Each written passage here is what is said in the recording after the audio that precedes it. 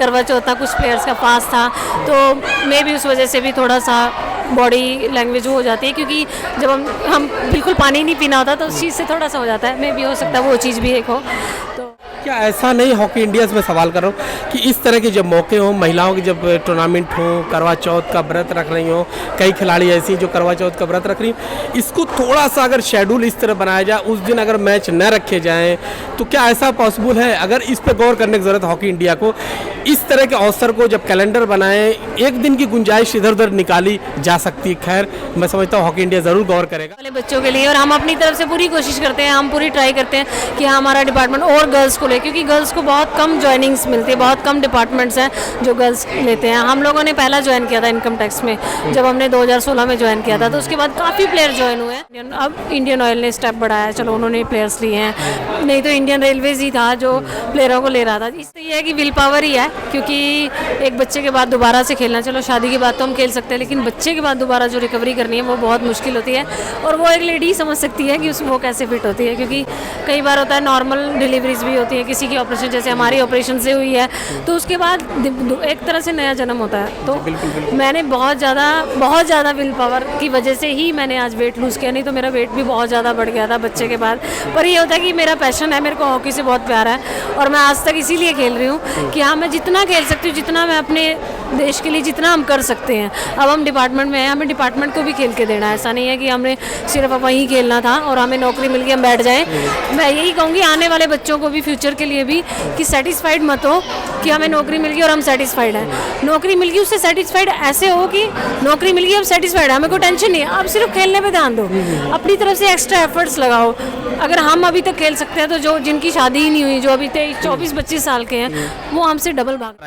रितु, इतना लंबा कैरियर आपका रहा है, शुरुआत से लेके आज तक, अगर इस जर्नी को संक्षेप में बताना चाहें, उतार चढ़ाव कुछ।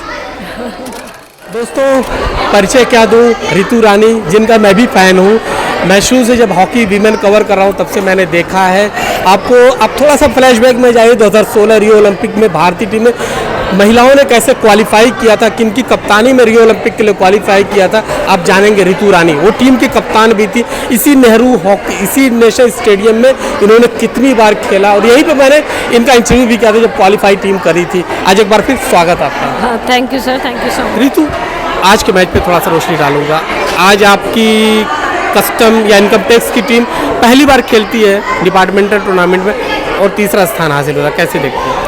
बिल्कुल सर, हमारी बहुत ज़्यादा मेहनत है, हमारी टीम ने बहुत मेहनत की है, क्योंकि हमारे पास बहुत, अभी हम और ज्वाइनिंग्स कराएंगे, हमारे पास कम प्लेयर्स थे, उसके बावजूद हमने पूरा टूर्नामेंट एक लेवल में खेला है। हमारे सारे ही मैच बहुत अच्छे थे, ऐसा नहीं है कि हमारे पास एक भी मैच हमारा वीक था, तो पूरे मैच हमारी टीम ने खेले हैं। मतलब एक टीम एफर्ट हमें दिखी, उसी की वजह से हमारा आज मेडल आया है, क्योंकि हमारी पूरी टीम एक साथ, यूनिटी की वजह से हमने ये मेडल जीता है। कल सेमीफाइनल मैच देखा तो मैंने, कुछ खिलाड़ी थके से नज़र आ रहे थे, ग्राउंड में वो स्टेमिना नहीं दिख रही थी।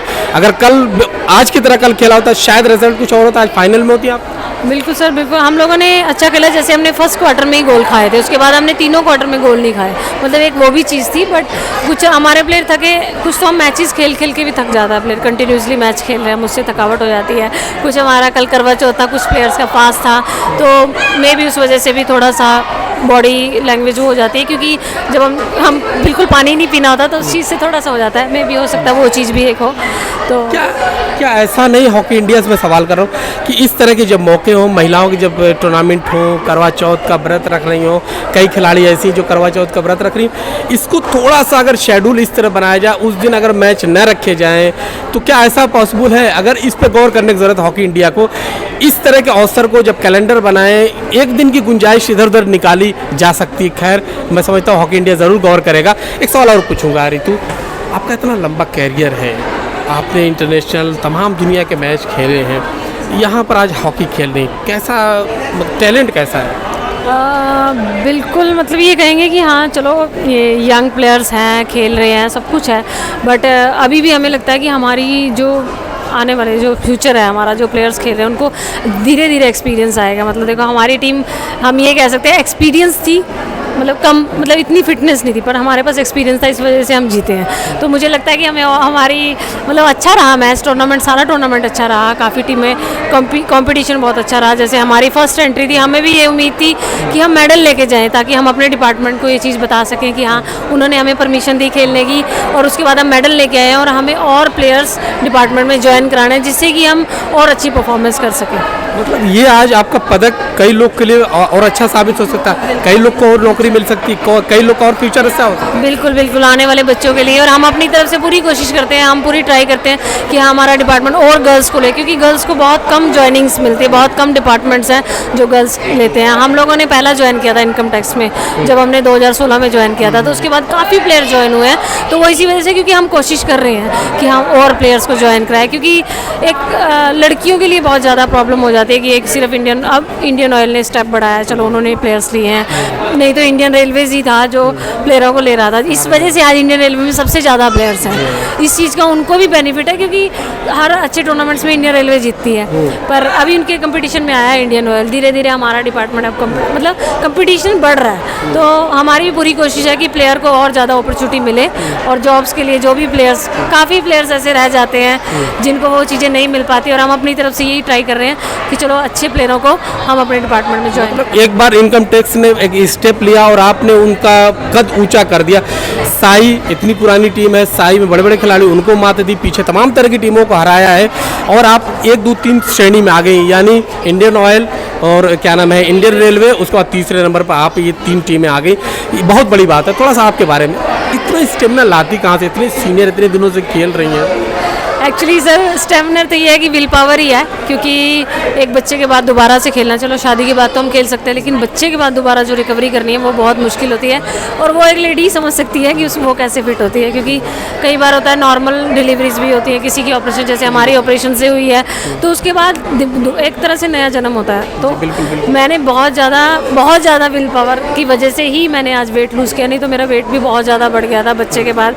पर ये होता है कि मेरा पैशन है, मेरे को हॉकी से बहुत प्यार है, और मैं आज तक इसीलिए खेल रही हूँ कि हाँ, मैं जितना खेल सकती हूँ, जितना मैं अपने देश के लिए जितना हम कर सकते हैं। अब हम डिपार्टमेंट में हैं, हमें डिपार्टमेंट को भी खेल के देना है, ऐसा नहीं है कि हमने सिर्फ वहीं खेलना था और हमें नौकरी मिल गई हम बैठ जाएं। मैं यही कहूँगी आने वाले बच्चों को भी, फ्यूचर के लिए भी, कि सेटिस्फाइड मत हो कि हमें नौकरी मिल गई और हम सेटिस्फाइड हैं। नौकरी मिल गई, उससे सेटिस्फाइड ऐसे हो कि नौकरी मिल गई, अब सेटिस्फाइड है, हमें कोई टेंशन नहीं है, अब सिर्फ खेलने पे ध्यान दो, अपनी तरफ से एक्स्ट्रा एफर्ट्स लगाओ। अगर हम अभी तक खेल सकते हैं, तो जो जिनकी शादी ही नहीं हुई, जो अभी 23-24-25 साल के हैं, वो हमसे डबल भागने चाहिए। ये हम उम्मीद करते हैं कि हाँ, हम अपनी टीम में भी प्लेयर्स को यही बोलते हैं कि अगर हम खेल सकते हैं तो तुम हमसे ज़्यादा खेल सकते हो, तो हमें यही उम्मीद है कि और अच्छा खेलो। आज मैंने देखा था, मेरे पास हॉकी नहीं, वरना मैं भाग के दिखा था किस तरह आप लगातार ग्राउंड में भाग रही थी, खेल रही थी, मिड से लेके आप सामने तक, आगे पीछे बहुत मैंने देखा है। वो मैं सोच रहा था कहाँ से इतनी पावर आई। रितु, इतना लंबा कैरियर आपका रहा है, शुरुआत से लेके आज तक, अगर इस जर्नी को संक्षेप में बताना चाहें, उतार चढ़ाव कुछ? बिल्कुल, चलो मैं बिल्कुल बताना चाहूँगी। जब मैंने 2006 में मेरा फर्स्ट डेब्यू था, और मैंने जूनियर टीम में खेला था, और मैं उसी में ही कप्तान थी। मेरा पहला टूर्नामेंट था और उसमें मैं कैप्टन थी। हमारी टीम का गोल्ड मेडल आया था जापान में, तो उस टाइम काकामिकाहारा टूर्नामेंट होता था जापान में, उसमें हमारा गोल्ड था। उसके बाद मैंने सीनियर टीम में खेला, 2006 में एशियन गेम्स खेली, जिसमें हमारा ब्रॉन्ज मेडल था।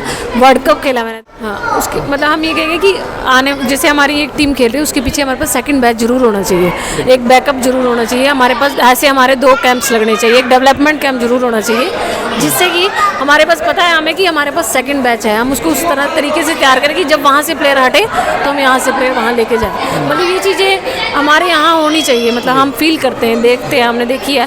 तो बाकी HIL के बारे में चलो हमने भी भरा था, मैं भी, है ना, हमारी एज इफेक्ट की वजह से शायद हो सकता है कुछ प्लेयरों को नहीं लिया, बट मुझे लगता है कि एज का कोई मायने नहीं करती, कोई मैटर नहीं करती। देखो मैरी कॉम है, उन्होंने कितना अच्छा खेला है, मैरिज के बाद उनके पास बच्चे हैं, वो भी तो खेल रहे हैं ना, तो उनको सपोर्ट मिली है तो वो खेल रहे हैं। लेकिन हमारे यहाँ पे वो चीज़ नहीं है, हमारे माइंड सेटअप है कि जिसकी शादी होगी वो खेल ही नहीं सकते, जिसके बच्चे हो गए वो खेल ही नहीं सकते, ऐसा नहीं है। जो फिट है वही खेलेगा, चाहे उसकी उम्र कुछ भी हो, खेल सकते हैं। आपने सवाल पूछा, बेटी को क्या हॉकी प्लेयर बनाएंगी? इतने नशे को फराज से क्या बेटी के लिए क्या सोचा है? देखो सर, हमारी तो वैसे हॉकी से ही प्यार है, हम तो चाहेंगे चलो वो हॉकी खेले, हम उसको साथ में लेके जाते हैं, हमारे साथ ग्राउंड जाती है, प्रैक्टिस करती है, सब कुछ कर रही है, मतलब एक अच्छी प्लेयर बन सकती है, उसके अंदर स्पोर्ट्समैनशिप है।